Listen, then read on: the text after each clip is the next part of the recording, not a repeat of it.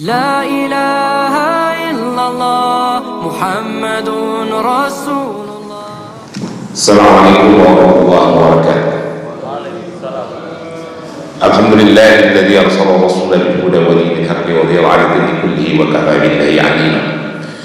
أشهد أن لا إله إلا الله وحده لا شريك له وأشهد أن سيدنا محمدا عبده ورسوله.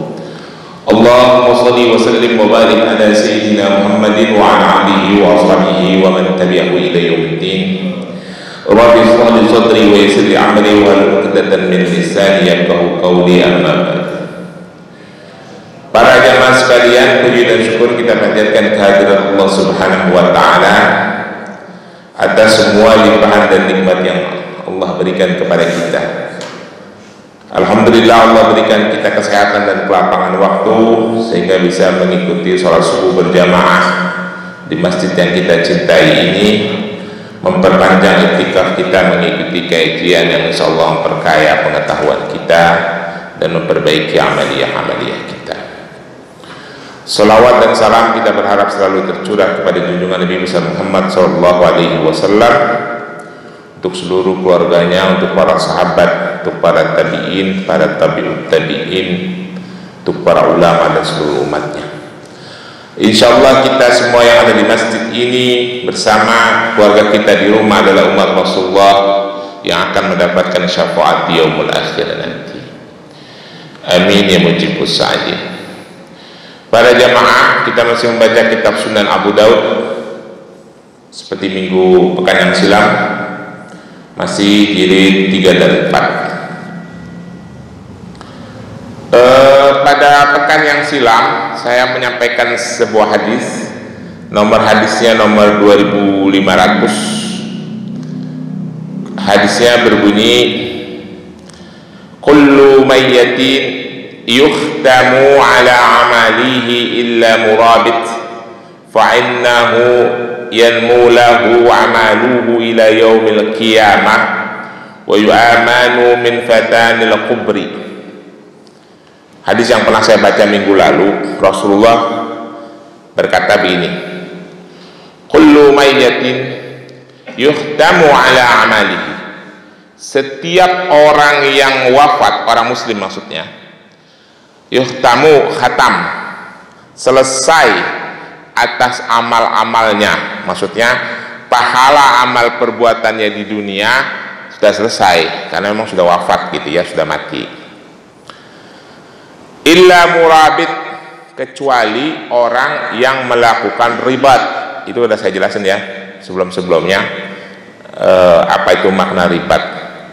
Fa innahu yanmu lahu amaluhu. Sesungguhnya orang-orang yang melakukan ribat, orang muslim gitu ya, para mujahidin, itu amalnya tumbuh terus. Yanmu lahu amalihi ila yaumil qiyamah, sampai hari kiamat. Jadi dia sudah wafat, masuk lubang kubur, amal yang dia kerjakan di dunia karena dia seorang yang melakukan ribat, pahalanya terus mengalir.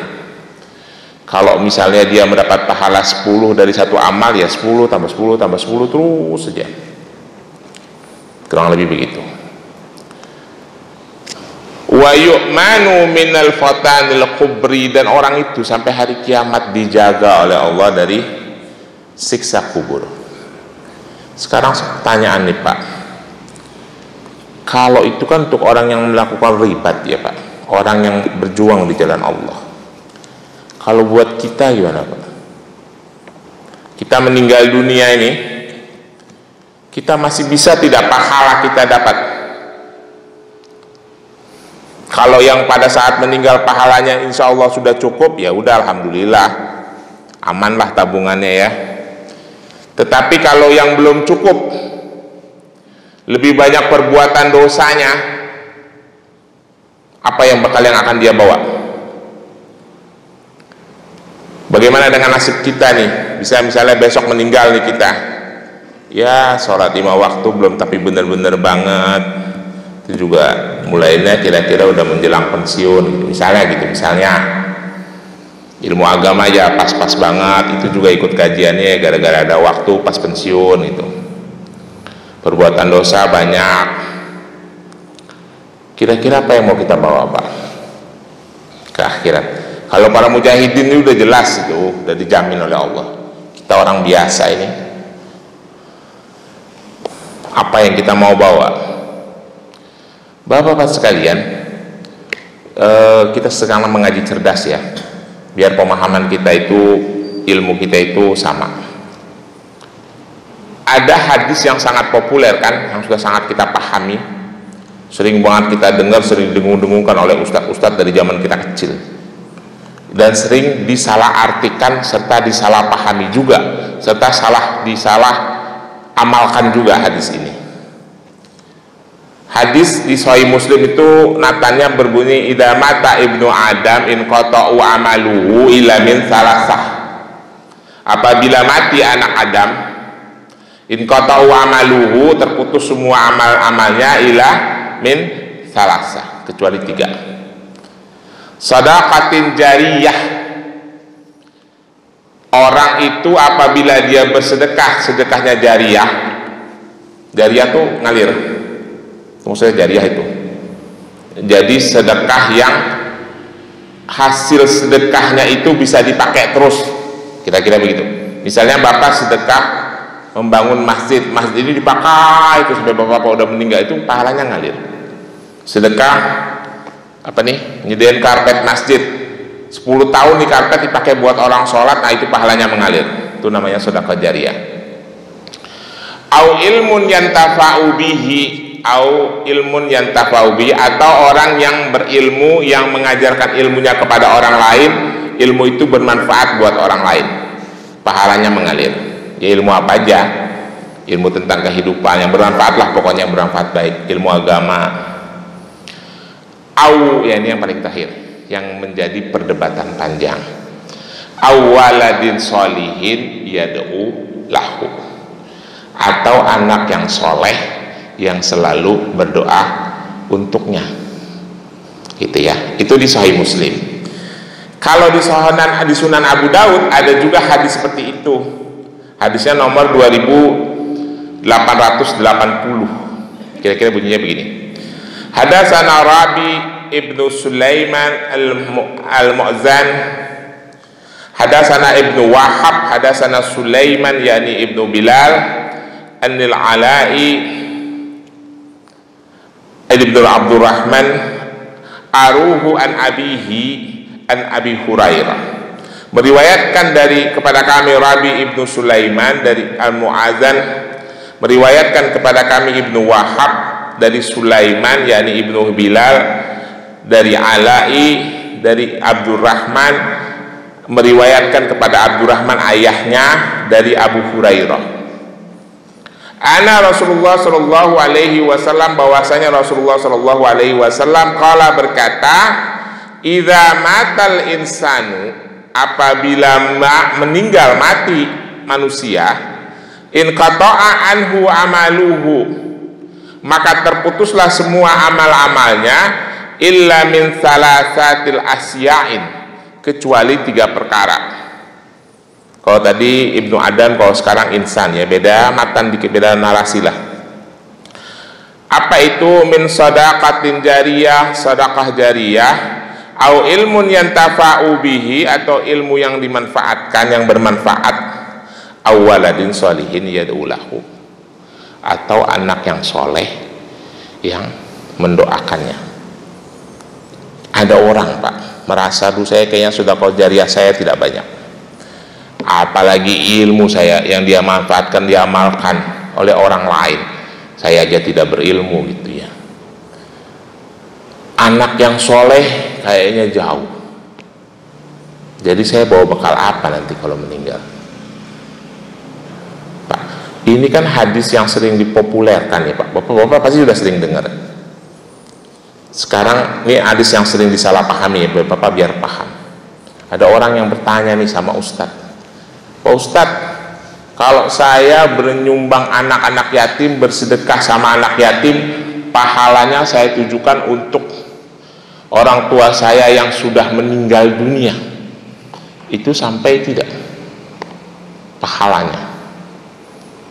Ini di ustadz-ustadz yang menaungi jagat per YouTubean nih banyak nih pertanyaan begitu. Kasih catatan di kertas, baca, oh tidak sampai itu, bid'ah, nggak ada dalilnya.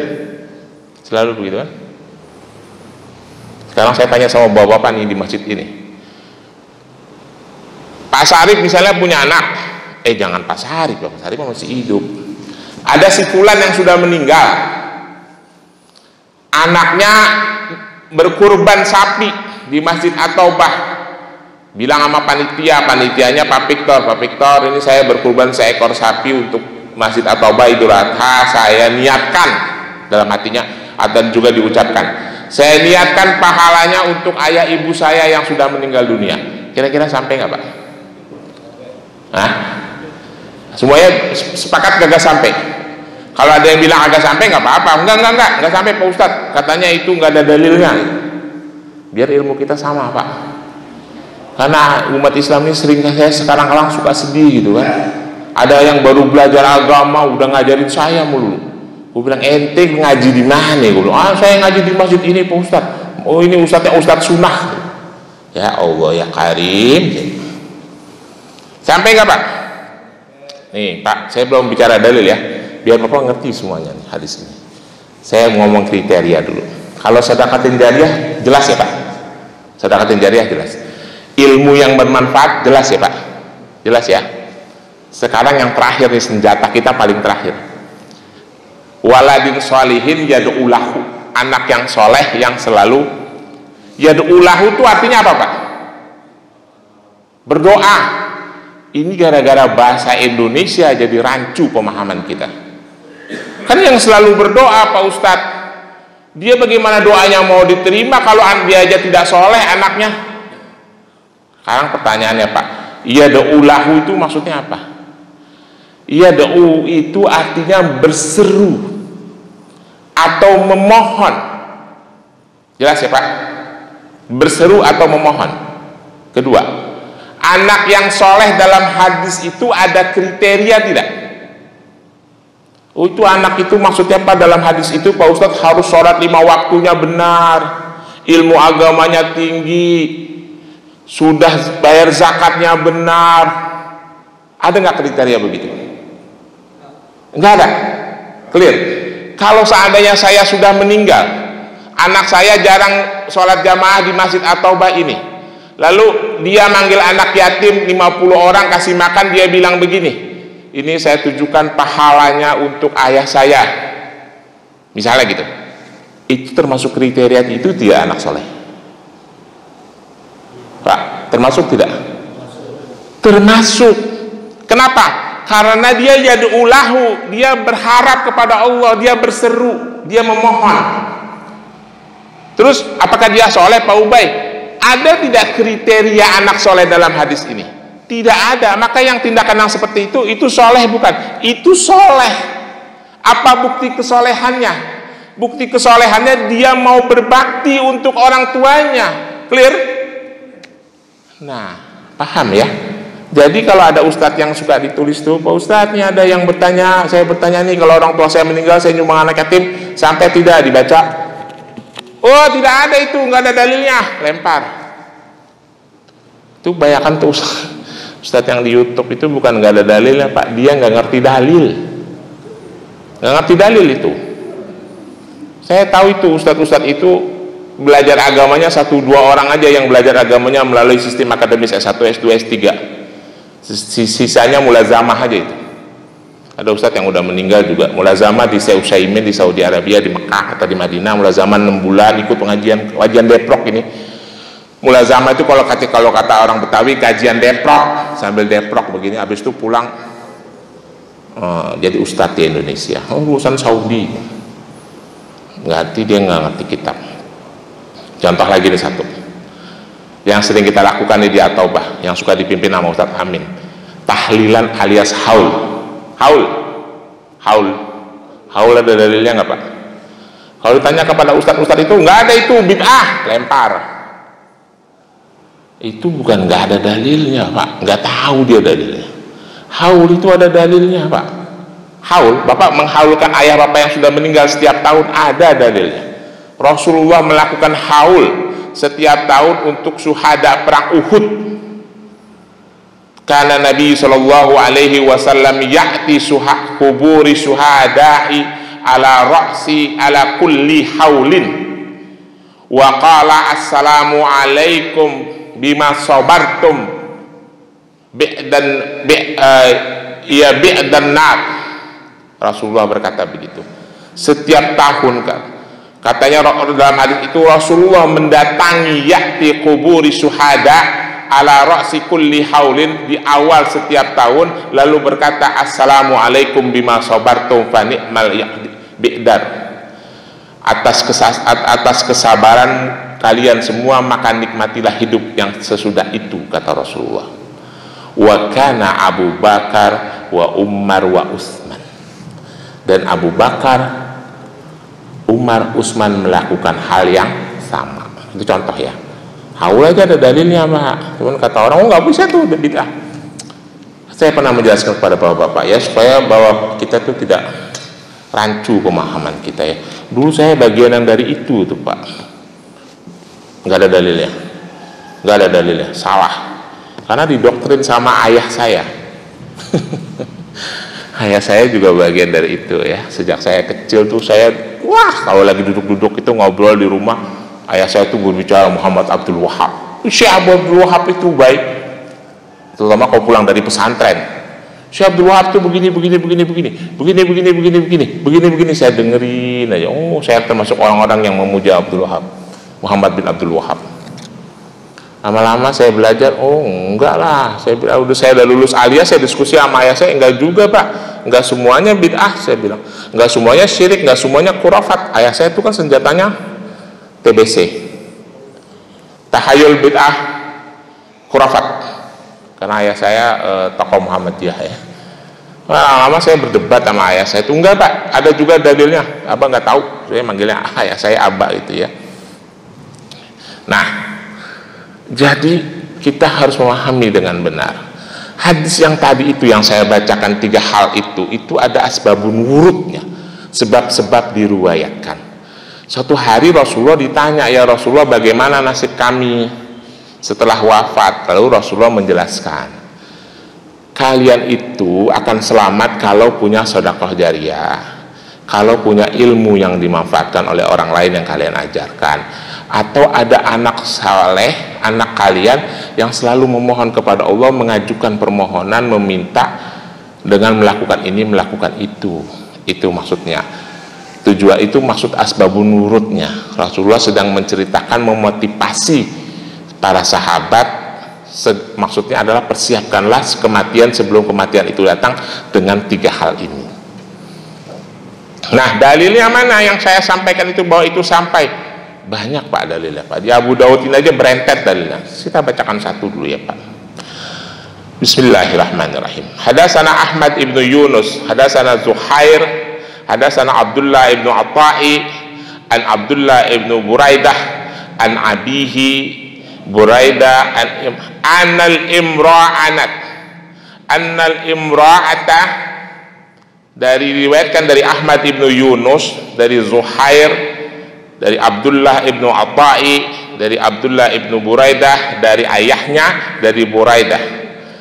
Anal imra'ata, ada seorang wanita, anat Rasulullah sallallahu alaihi wasallam faqalat, wanita itu mendatangi Rasulullah sallallahu alaihi wasallam, lalu dia berkata, kuntu tasaddaqtu ala umi biwalidati wa inaha mattat fattaraktu tilka walidatan.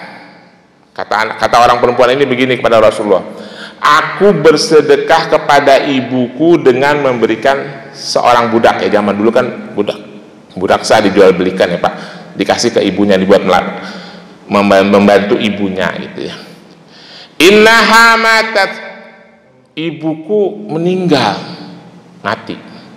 Wattaraktu tilka walidat, dan aku ditinggalkan ya budak yang pernah aku kasih itu. Qala qad wajaba ajruka wa raja'at ilaika fil mirasin. Kata Rasulullah, ya sudah, pahalanya sudah sampai kepadamu, kamu berbuat baik kepada ibumu. Dan itu budak kamu ambil aja sebagai warisan, gitu ya. Budak udah nggak ada zaman sekarang. Wa innaha matat alaiha saumu syahru. Kata wanita itu melanjutkan kata-katanya, dan ibuku itu sebelum wafat dia melaksanakan puasa Ramadannya belum selesai. Mungkin wafatnya di bulan Ramadan. Afa ya'zi aw ya'di anha an asumu anha. Kata si perempuan, apakah dapat balasan dan ada manfaatnya atasnya anha, si perempuan itu, si ibu yang udah meninggal itu, an asumu anha, seandainya aku berpuasa untuknya. Jadi dia membadalkan puasa ibunya yang belum selesai. Qala, kata Rasulullah, na'am, ada pahalanya. Ya, dia udah apa ya'zi au ya'di anha, bukan buat si ibu, tapi pahalanya bukan buat si anak, buat si ibu, anha. Qalat innaha lam tahuja, dan dia ibuku belum berhaji. Apa ya'zi au ya'di anha an ahuja anha, apakah sampai pahalanya atau ada manfaatnya seandainya aku berhaji anha, untuknya. Qala, Rasulullah berkata lagi, na'am, sampai. Ya, jadi bukan semata-mata yang tadi tuh yang diwarisin budak. Ibu ini meninggal belum menyelesaikan puasa Ramadannya, bisa dibadalkan oleh anaknya.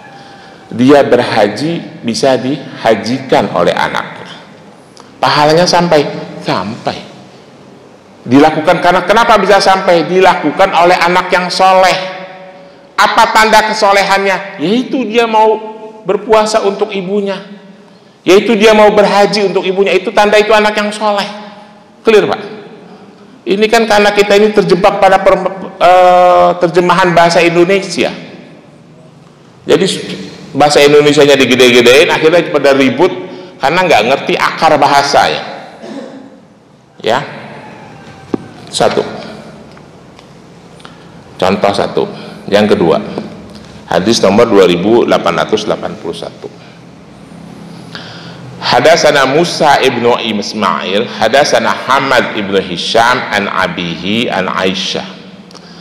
Anal imra'atan qalat ya Rasulullah, inna ummi iftulitat nafsaha walaula dzalik tasaddaqat wa a'tat afa ya'zi an atasaddaqa anha.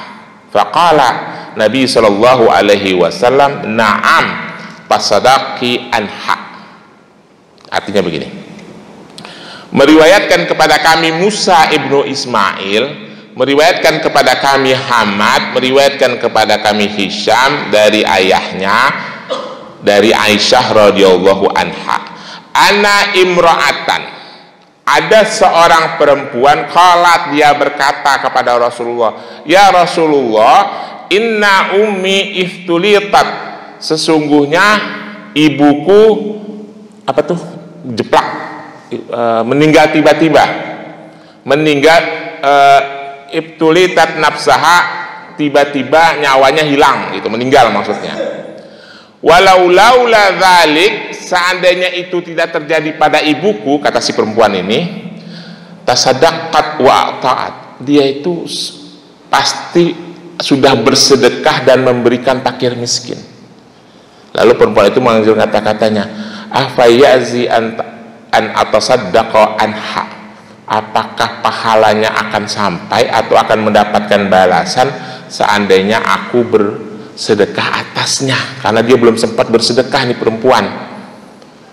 Faqala Nabi sallallahu alaihi wasallam, lalu Nabi berkata, na'am fatasaddaqi anha, udah benar, pahalanya akan sampai untuk ibumu, sudah bersedekah saja untuk dia atasnya.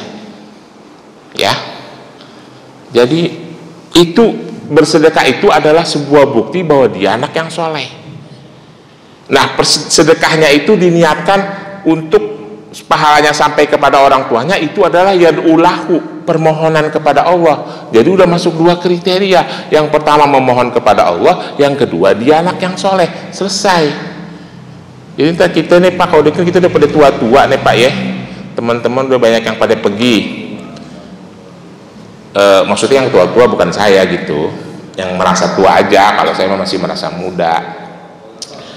Kita sering-sering nih berpesan sama anak kita, nah ya siapa tahu ilmu kita masih kurang, siapa tahu sedekah jariah kita masih kurang.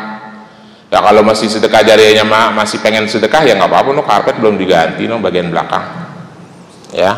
Siapa tahu kita berpesan-pesanlah sama anak kita, nanti kalau ayah udah nggak ada atau ibu udah nggak ada, kalau kalian kelebihan rezeki, bersedekahlah untuk ayah dan ibu atas nama ayah ya, boleh. Itu dalam hadis.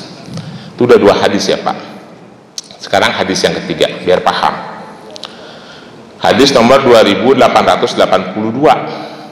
Hadasana Ahmad ibnu Mani, hadasana Rauhu ibnu Ubadah, hadasana Zakariyah ibnu Ishaq, akhbarana Ammar ibnu Dinar an Ikrimah an ibnu Abbas. Meriwayatkan kepada kami Ahmad dari Rauhu ibnu Ubadah, dari Zakariyah ibnu Ishaq, dari Ammar ibnu Dinar, dari Ikrimah, dari ibnu Abbas. Ana rojulu, ada seorang, kalau tadi perempuan sekarang laki-laki nih. Ana rojulu, ada seorang laki-laki berkata, qala ya Rasulullah, wahai Rasulullah, inna ummi tufayat, sesungguhnya ibuku telah wafat. Afayan fa'uha, apakah bermanfaat atasnya, atas ibunya misalnya, maksudnya intasaddaqat, seandainya aku bersedekah untuknya, kata si laki-laki. Intasaddaqat anha, seandainya aku bersedekah untuknya, apa bermanfaat? Kalau tadi kan mendapat balasan, ini apakah bermanfaat? Qala, Rasulullah berkata, na'am, iya bermanfaat, dapat pahala. Lalu laki-laki itu melanjutkan kata-katanya, fa inna li makhrafan, sesungguhnya aku punya ladang kurma, punya kebun kurma. Si laki-laki itu tuh, wa inni ashaduka, maka tolong saksikan olehmu wahai Rasulullah, qad tasaddaqat bihi anha. Oh begitu bermanfaat? Iya bermanfaat, kata Rasulullah. Sesungguhnya ya Rasulullah, saya itu punya kebun di Pondok Petir, ada kira-kira masa 3.000 mah. Udah dah, daripada nggak dipakai, saya mau wakafkan aja untuk bangun pesantren, pahalanya saya tujukan untuk ayah saya. Betul Pak, kata hadis ini sah, bermanfaat. Ini laki-laki ini mensedekahkan ladang kurmanya untuk ibunya yang sudah meninggal. Tapi pertanyaan saya nih Pak pribadi, dari tadi umi-umi mulu ya Pak, nggak ada abi. Kayaknya lebih sayang sama ibunya nih pada orang-orang Arab nih, bapaknya kagak disayang. Udah berapa hadis saya baca dari tadi umi-umi mulu nih, bapak kalau meninggal hati-hati ya Pak. Jangan-jangan anak bapak kagak ada sedekah buat bapak, ini sedekah buat ibunya. Umi aja nih. Berapa hadis umi terus.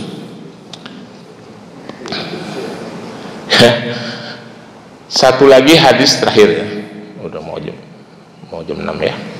Hadasana Abbas ibnu Walid ibnu Mazyad, akhbarani abi.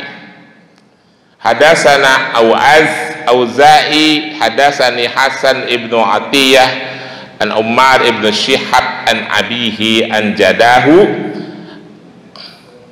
Meriwayatkan kepada kami Abbas ibnu Walid ibnu Mazyad, meriwayatkan kepadaku ayahku, meriwayatkan kepada kami Auza'i, meriwayatkan kepadaku Hisan ibnu Atha'i dari Ammar ibnu Shihab, dari ayahnya, dari kakeknya. Annal As, ibnu Wail ausi an yuntiqa anhu mi'atin raqbatin. Ini yang terakhir ya hadisnya. Bahwasanya ada seseorang bernama As ibnu Wail. As ibnu Wail ini berwasiat kepada dua anak laki-lakinya. Kalau ini laki-laki nih, bapak nih bapak. Kalau tadi kan ibu ya, ini bapak nih. Jadi ada anak seorang laki-laki namanya As ibnu Wail, dia berwasiat kepada dua orang anak laki-lakinya, ayan taku anhu mi'atin raqbatin, supaya anak laki-lakinya itu membebaskan 100 budak untuk pahalanya ditujukan kepada dia kalau dia sudah meninggal. Nah, tiba-tiba meninggal ini si As ibnu Wail. Fa antaqa ibnuhu Hisham khamsina rukbatan. Maka setelah si As ibnu Wail itu meninggal, anaknya yang namanya Hisham membebaskan 50 budak, kan kurang 50 lagi nih. Fa araduhu ibnuhu Umar, maka anaknya yang satu lagi namanya Umar, ayan taqo anhu khamsina baqiyatu faqala.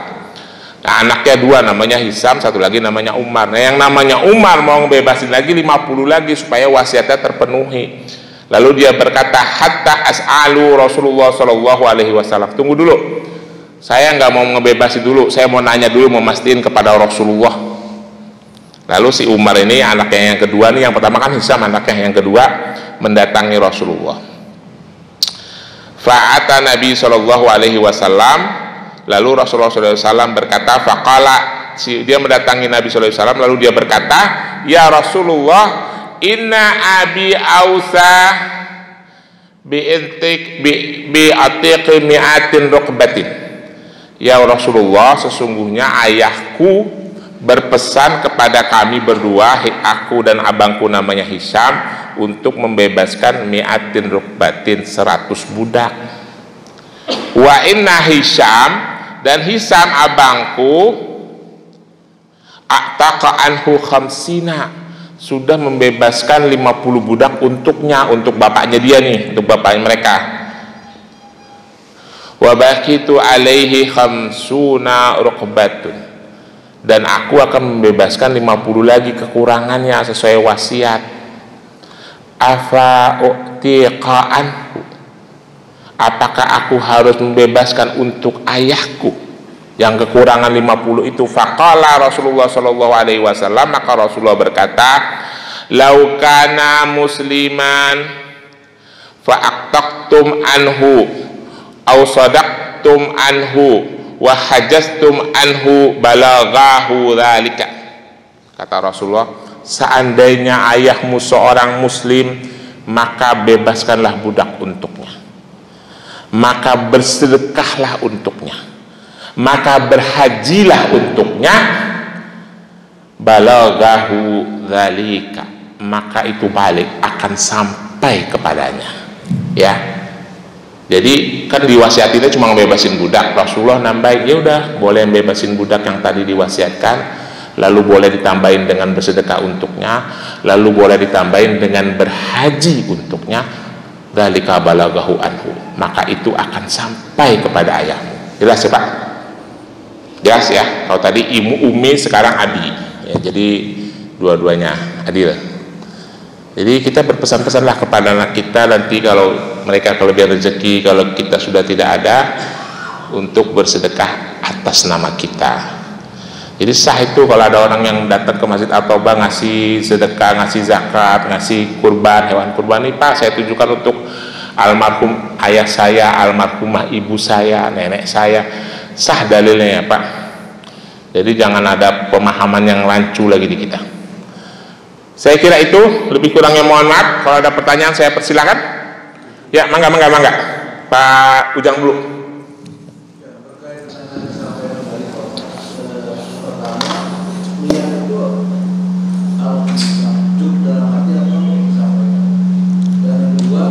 Kalau kita sudah terlanjur berbuat kebaikan, niatnya boleh disusulkan nggak? Terima kasih Pak.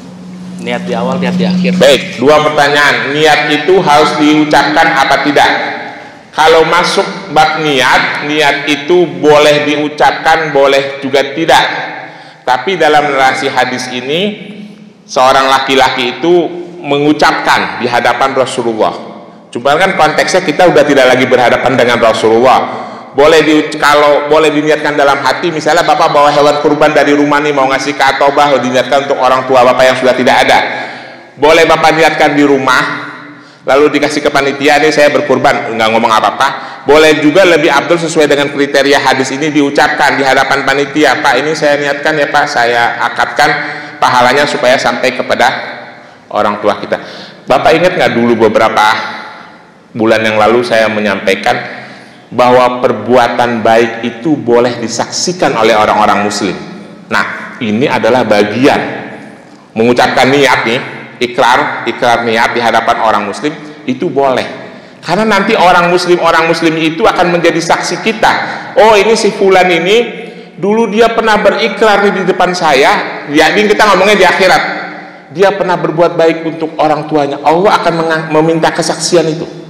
Ya, itu adalah bagian daripada menunjukkan perbuatan baik di hadapan orang-orang muslim, bukan ada maksud riya ya. Gitu, jelas ya. Terus apakah niat itu boleh disampaikan sebelumnya? Nah, kalau ini agak rancu nih Pak, karena dalam kriteria fikih niat itu di awal. Tetapi apakah kita boleh berubah niat? Boleh. Kita ambil kias ya Pak, kiasnya puasa sunnah yang suka dilakukan oleh Rasulullah.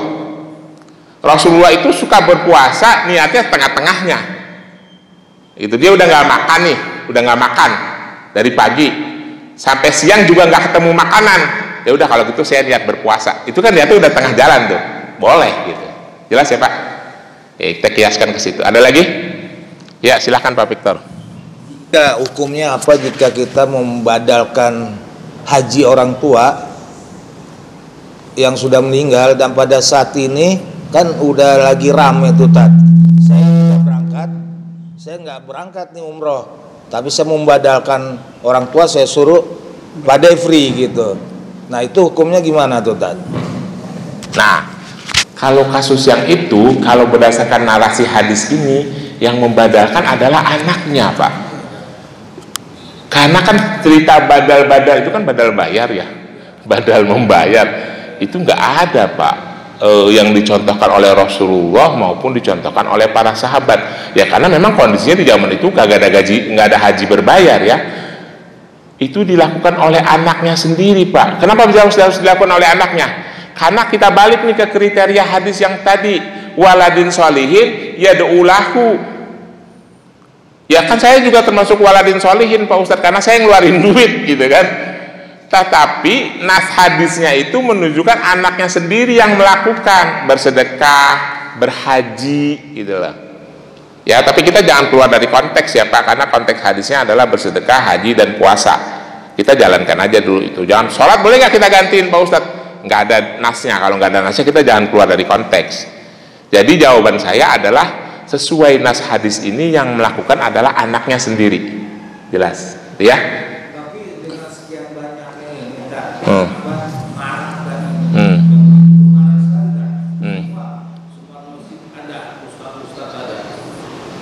Dan ini dilakukan sudah lama, berarti mereka juga punya dalil. Nah, saya pernah membaca tapi saya lupa hadisnya, pernah itu dilakukan di masa tabi'in. Tapi saya tidak bisa mengatakan itu benar ya, karena dalam konteks hadis yang saya baca yang melakukan adalah anaknya sendiri. Lalu apakah bisa dikiaskan? Ya dengan membayar itu sama seperti kita melakukan sendiri, itu wallahu a'lam bishawab. Itu jelas ya. Ada lagi? Baik, kalau ada, tidak ada kita cukupkan. Billahi taufiq wal hidayah. Wassalamualaikum warahmatullahi wabarakatuh.